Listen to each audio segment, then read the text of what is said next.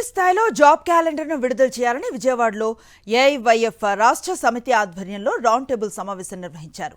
వివిధ ప్రభుత్వ శాఖల్లో దాదాపు 2,30,000 పోస్టులు ఖాళీగా ఉంటే కేవలం 10,060 పోస్టులతో జాబ్ క్యాలెండర్ విడుదల చేయడంపై మండిపడ్డారు విద్యార్థి సంఘాల నాయకులు. డిఎస్సిలో 3,000 పోస్టులకే నోటిఫికేషన్ ఇవ్వటం వల్ల నిరుద్యోగులు తీవ్ర నిరాశకు గురవుతున్నారని ఆరోపించారు. సత్యసాయి జిల్లా కొత్తపల్లికి చెందిన డిఎస్సి అభ్యర్థి ఆత్మహత్య చేసుకోవడం దురదృష్టకరమన్నారు.